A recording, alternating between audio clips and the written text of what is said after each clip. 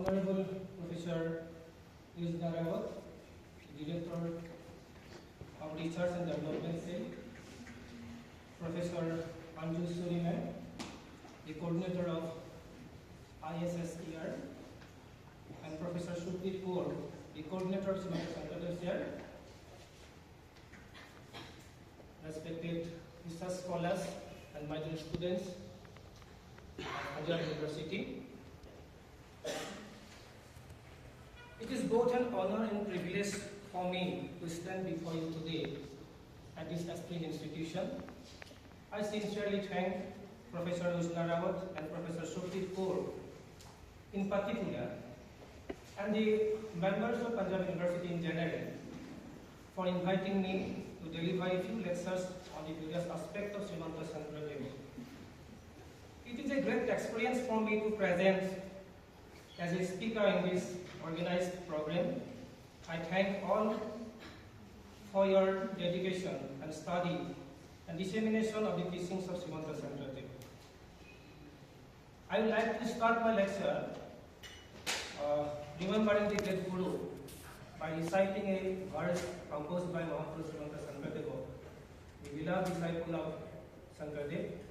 Verse composed by Madhav Deva, beloved disciple of Srimanta Shankara Deva.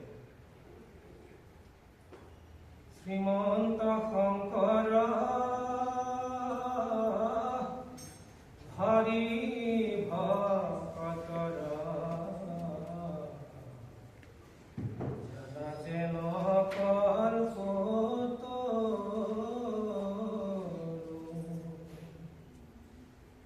Tahanta Binai Nai Nai Nai Amara Parama Guru. It means Srimanta Shankara Deva, the disciple of Hari, is like a Kalpataru tree of the Purana. He is my ultimate Guru. Apart from him, I have no other Guru. It is composed by Madhav Deva. I come from the banks of the mighty Brahmaputra in eastern India, and at present I am standing with you in the western part of India through the medium of the great personalities Srimanta Shankara Deva. When Professor Rao Ma'am invited me for this lecture, I felt uneasy due to my limitations. The name Shankara Deva is deeply rooted in the minds and conscience of the people of Assam. His multi-dimensional contributions to literature, music, drama, fine arts, and social values are so profoundly embraced in the identity of Assamese nationality that it is not easy for me to present them adequately before you. As Vasudev Swarup Agaral said, they are poets and composers, they are saints and religious teachers, they are musical masters, they are teachers, but Shankara Deva was a genius in whom all these qualities were rolled into one. Moreover, frankly speaking, I am already told Yasna Ma'am that I am not very fluent in English or in Hindi. However, I accepted your invitation after a deep discussion with the senior scholars of Assam and Shankara Deva, because as a follower and admirer of Shankara Deva, I see it as both my duty and responsibility. I also consider this an opportunity to honor and celebrate the great man from Assam in the way he truly deserves. Just as Guru Nanak awakened the spiritual consciousness of Punjab in western India, Shankara Deva inspired the Assamese people with a new philosophy of life, new values, and a fresh approach to education in Assam, by which he linked the Assamese people with the greater Indian culture. Interestingly, there exists a Sikh village, Borpula.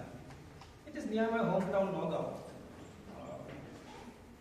where Punjabi origin people have embraced Assamese language and culture while remaining devoted to Sikh tradition. We the people of Assam call them Assamese Sikh. One of my Sikh friends, Nanda Singh Borpula, as high-rank police officer from this place, is a renowned Assamese poet and novelist. This cross-cultural exchange stands as a testament of the enduring unity fostered by great figures like Shankera Deva and Guru Nanak. Both saints undertook long pilgrimages in search of wisdom and enlightenment. Shankera Deva displayed deep human generosity towards ethnic lifestyles, just as Nanak embraced the people of all faiths with equal compassion.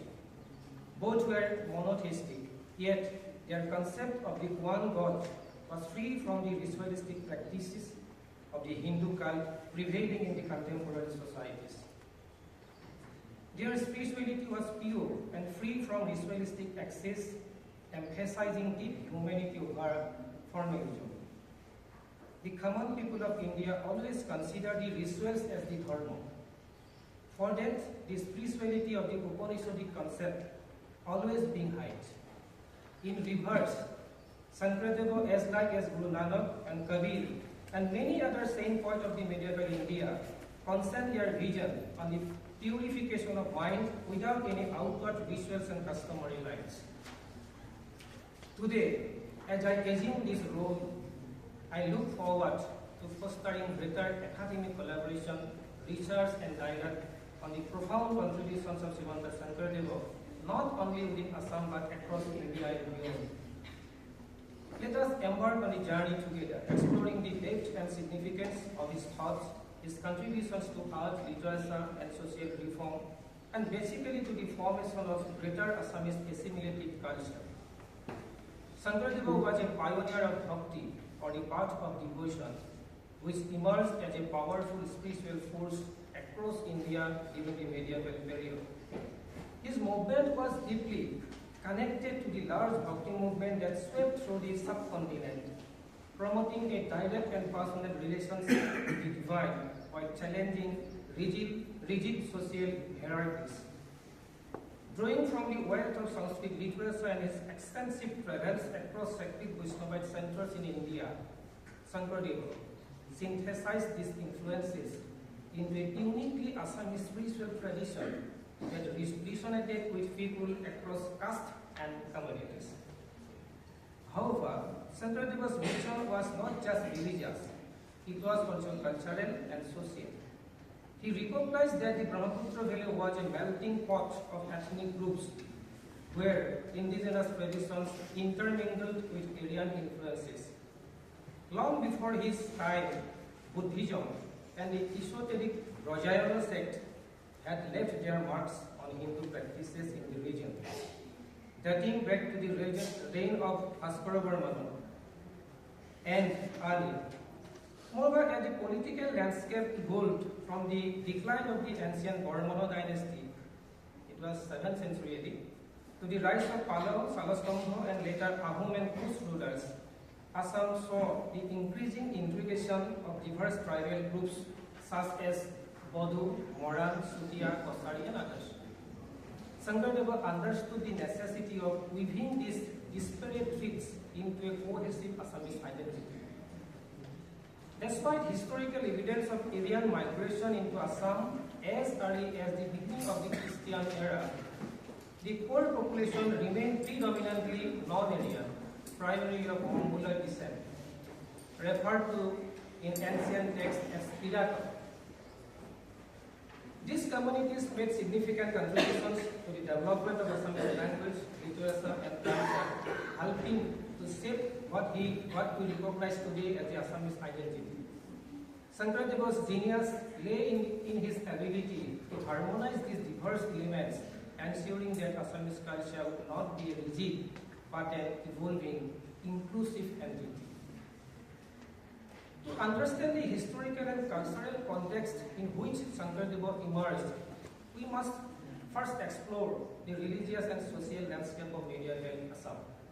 Scholars like L.P. Viparthi and B.K. Roy have analyzed the indigenous beliefs of the Piratas, means Mongolian people of Assam, identifying animism, nature worship, totemism, ancestor worship, and polytheism as fundamental aspects of their faith. G.S. Ghori has noted that tribal religions represent an early form of Hinduism, while D.N. Majumdar has noted that Hinduism has historically incorporated tribal deities into its vast pantheon. This process of assimilation, known as Sanskritization, played a significant role in shaping the religious identity of Kamrup, ancient Assam. By the time of Shankera Deva, many smaller clans had been absorbed into the broader Hindu fold, often occupying lower social strata and classified as Sudras. Simultaneously, Aryan settlements were expanding through land grants, bringing their own cultural influences. As non-Aryan tribes adopted Hinduism, their indigenous practices and magical rituals blended with mainstream Hindu worship. This fusion led to a unique form of religious expression that mixed tantric traditions with Buddhism and Shaktism. However, rather than delving deeply into tantric mysticism, many people focuses on its external aspects, particularly those linked to sensual pleasures. Life in medieval Assam was fraught with challenges, unreliable communication networks, frequent natural disasters, and widespread disease contributed to a fatalistic worldview. The rigidities of Brahmanism had also begun to stifle social progress. However, by Shankera Deva's time, state formation was rising, feudal structures were taking hold, and social inequalities were intensified. During this period, the Ahoms implemented the pike system in the newly annexed tribal regions, systematically organizing their administration. Over time, even the Ahoms themselves gradually embraced Hinduism. However, it is crucial to note that until Shankera Deva's era, Hindu social structures were firmly established only in Lower Assam, while much of Upper Assam Mongoloid population remained outside the Hindu fold. The Kush rulers, they are from the Lower Assam, particularly King Naranarayana and his brother, the warrior Prince Silarai, both are contemporaries of Shankera Deva, played significant roles in patronizing Brahmins and reinforcing Hindu customs. Meanwhile, the Ahom rulers, up to the reign of Suhummum, he was 16th century, 1523 AD, continued to follow their ancestral traditions before slowly integrating into Hinduism. Shankera Deva's Bhakti movement found fertile ground in Lower Assam, where it flourished widely. However, during his lifetime, his influence in Upper Assam remained limited, except for brief missionary reports in Bordua in Middle Assam, in Nagaon district, and Guaha Belaguri, now it is in Lakhimpur district, in Eastern Assam. As we continue our exploration of Shankera Deva's remarkable contributions to society, let us examine how his philosophy of bhakti provided a path for unity and liberation.